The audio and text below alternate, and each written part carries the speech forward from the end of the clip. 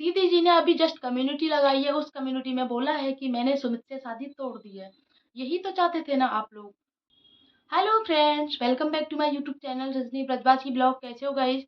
I hope आप लोग अच्छे होंगे, स्वस्थ होंगे, मस्त होंगे। तो मैं भी एकदम अच्छी हूँ गाइज। जस्ट मैं दीदी जी की जस्ट अभी अभी कम्युनिटी देख के आई हूँ, तो मैंने सोचा आप लोगों को एक नया अपडेट दे देती हूँ। शायद वो कम्युनिटी बाद में डिलीट हो जाए या कुछ और हो जाए, उससे पहले मैं आपको कुछ लोगों के लिए बैड न्यूज़ है, कुछ लोगों के लिए गुड न्यूज़ है, तो मैंने सोचा आप लोगों को अपडेट दे ही देती हूँ। तो अपडेट ये है गाइस कि दीदी जी की शादी टूट चुकी है। उन्होंने खुद कंफर्म किया है ये चीज़। जस्ट अभी अभी 1 मिनट पहले कम्युनिटी आई है कि मैंने सुमित से सगाई तोड़ दी है, अब मुझे सुमित से कोई लेना देना नहीं है। यही चाहते थे ना आप लोग, तो अब सुमित से मैंने रिश्ता तोड़ दिया है।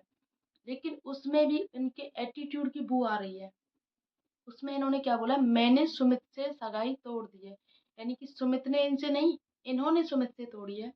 तो ये अब सुमित को सामने आके ये सारी चीज़ें बतानी होंगी कि उन्होंने तोड़ी है या इधर से टूटी है। क्योंकि शादी तोड़ने का जो मेन बड़ा सबसे बड़ा जो वो था ना, शादी जो तोड़ना चाहते थे या तोड़नी जिसको चाहिए थी, वो उस तरफ था, यानी कि सुमित की तरफ था।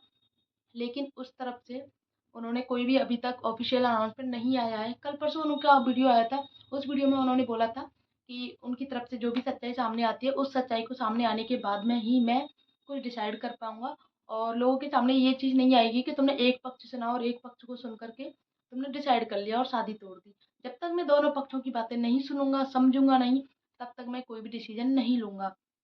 तो लोगों का मानना ये भी था कि ऐसा हो ही नहीं सकता कि आप सिर्फ ऑनलाइन के ज़रिए बैठे हों, या कि जब तक दीदी जी सब ऑनलाइन यानी कि सोशल मीडिया पे आके लोगों को नहीं बताएँगी, उससे पहले आपको नहीं पता चलेगा। मेरे कहने का मतलब है, क्या इन दोनों ने आपस में कोई मतलब दीदी जी ने क्या अपनी सफाई पेश नहीं करी होगी? या अपने देखो होने वाले हस्बैंड से इतनी बड़ी बात हो गई और होने वाले हस्बैंड के बारे में को कुछ बताया नहीं होगा या उन्होंने कुछ पूछा नहीं होगा। कल मैंने ना एक रिएक्शन चैनल वाले के रिएक्शन चैनल देखा था। उन्होंने बताया था कि उनकी सुमित से बात हुई है इंस्टाग्राम चैट पे, और उन्होंने उनसे पूछा था, ऑडियंस के सवाल थे, तो वही सवाल उन्होंने पूछे थे कि आपने शादी सोशल मीडिया के लिए की है? तो उनका कहना था कि नहीं, सोशल मीडिया पे मैं बहुत टाइम पहले से हूँ, लेकिन फेस से अभी आया हूँ। विदाउट फेस था मैं, यानी कि कैमरे के पीछे से वो काम करते थे। दूसरी बात, उन्होंने बोला था कि क्या अब तुम ये शादी तोड़ दोगे या फिर क्या कुछ रीज़न है, आप खुल के सामने नहीं आ रहे हो। तब सुमित का कहना था कि तब तक मैं कोई डिसीजन नहीं ले सकता जब तक सामने वाली पार्टी, क्योंकि एक पक्ष आया है अभी, दूसरा पक्ष आ जाएगा तब मैं कोई डिसीजन लूँगा, और उससे पहले मैं कोई डिसीजन नहीं ले सकता। तीसरी बात, उन्होंने बोला था, कुछ सवाल थे उनके, उन्होंने बोला था कि इतना कुछ हो गया, क्या तुम्हें इस बारे में कोई भनक थी या थी नहीं थी, क्या था? उनका कहना था कि नहीं, जैसे आप लोगों को सारी चीज़ें पता चली हैं वीडियो के द्वारा, लाइव के द्वारा, ऐसे ही मुझे पता चली हैं और मुझे कुछ भी नहीं पता था इस बारे में। मैं सिर्फ भाई बहन का रिश्ता ही समझता था। तो गाइज ये चीज़ तो क्लियर हो गई कि सुमित को इन सब चीज़ों से को दूर रखा गया था। सुमित को अब शादी तोड़ने के पीछे ये रीज़न हो सकता है गाइज, कंफर्म नहीं, लेकिन ये रीज़न हो सकता है कि सारी सच्चाई जो थी ससुराल वालों को पता चल चुकी है। और भी बहुत कुछ सच पता चल चुका है। कल जो मैंने आपको बताया था, भोपाल वाला जो किस्सा बताया था, वो भोपाल वाला किस्सा आने के बाद से ही मुझे लगता है ये शादी टूटी है। क्योंकि भोपाल वाले किस्से में बहुत सारे अटकलें लगाई जा रही हैं। वो अटकलें क्या हैं, क्या सेटलमेंट है, क्या माफ़ीनामा है, क्या सच इधर से दिखा है, क्या सच उधर से दिखा है। तो हो सकता है उस सब में सुमित को भी बुलाया गया हो। आ रहा है समझ में? अब मुझे आ रहा है कि जब भोपाल वाला किस्सा परसों हुआ था, तो उसमें हो सकता है सुमित को बुलाया गया हो या सुमित की फैमिली को बुलाया गया हो। उसमें सारी चीज़ें बताई गई हों, सचिन के द्वारा और दीदी जी के द्वारा, क्योंकि सचिन के पास सारे प्रूफ थे। उसने बोला था मैं ऑफ ऑन कैमरा नहीं दिखाऊंगा। ये अब ऑफ कैमरा सेटलमेंट किया है। तो सचिन ने ऑफ कैमरा सेटलमेंट किया है, सचिन पे केस भी हुआ है। सचिन का आपने एक वीडियो भी देखा होगा।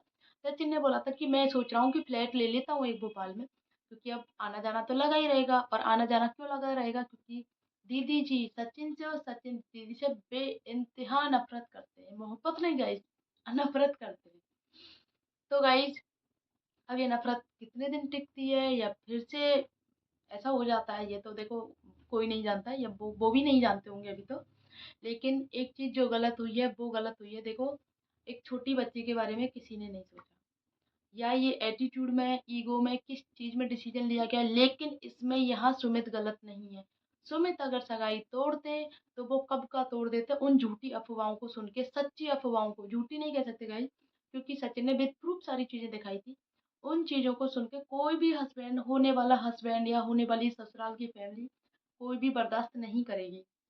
इन्होंने पिछले 10 से 15 दिनों में ये जो ट्रॉमा झेला है, ये सोशल मीडिया का ड्रामा जो झेला है, सुमित का कहना था कि मेरी फैमिली कहीं बाहर तक नहीं निकल पा रही।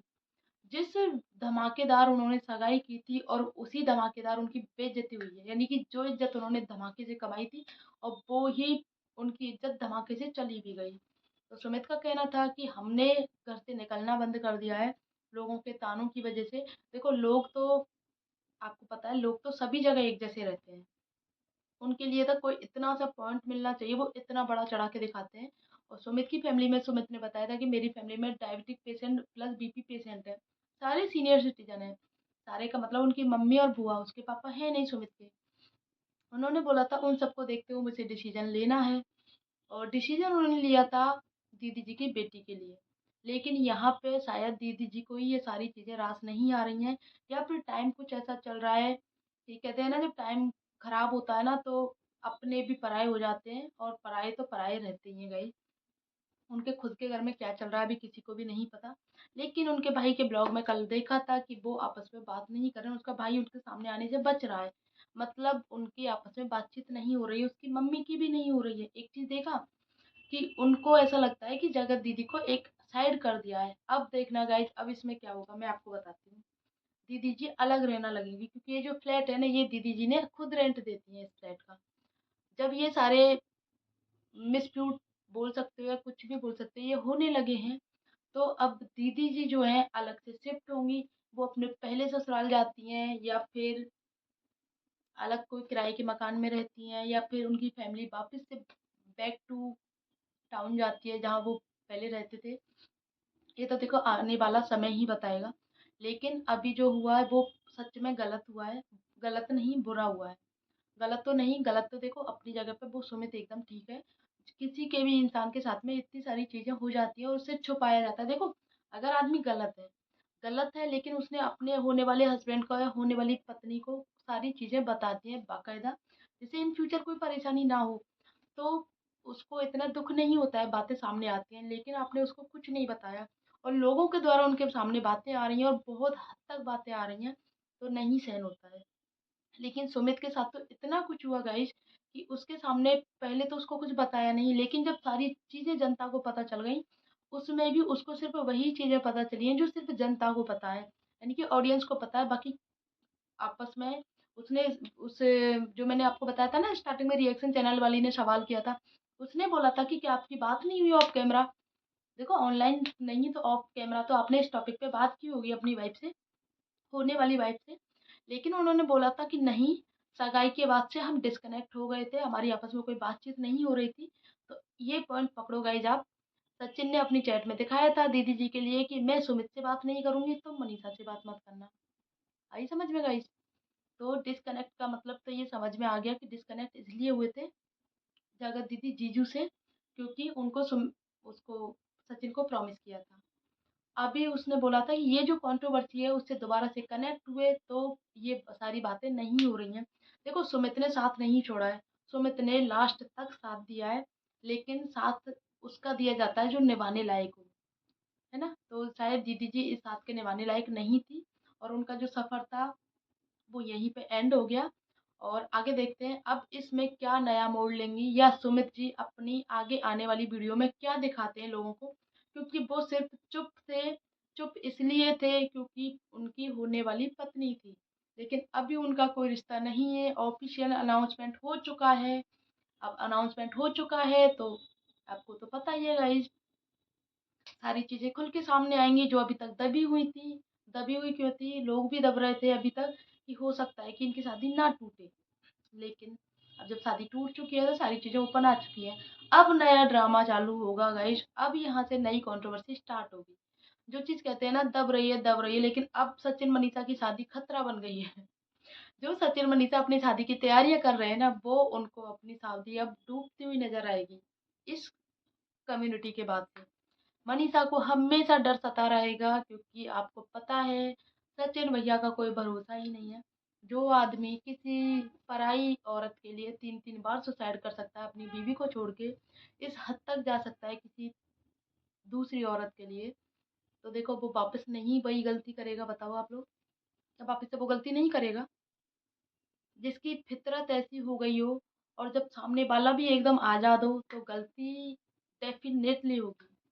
या तो देखो, मनीषा के प्यार में कहीं कोई कमी नहीं है, लेकिन फिर भी समय का भरोसा नहीं, और प्लस इंसान का तो उससे ज़्यादा भरोसा नहीं है। और सचिन जैसे इंसान का तो ऑडियंस बार बार कह रही है मनीषा को कि तुम्हें उसको माफ़ तो कर दो, लेकिन इस शर्त पे माफ़ करो कि अगर इन फ्यूचर कभी उसको जरा सा शक भी होता है, रियलिटी नहीं शक भी होता है, तो वो उसको दोबारा माफ़ नहीं करेगी। तो अभी आगे आने वाले टाइम में देखते हैं गाइज कि इस कम्युनिटी का किस किस की लाइफ पर असर पड़ता है, और कौन कौन का रिएक्शन क्या क्या निकलता है। तो देखते हैं गाइज नए ब्लॉग में। यही अपडेट के साथ में आज का ब्लॉग बंद करते हैं। मिलते हैं नेक्स्ट ब्लॉग में, तब तक के लिए बाय।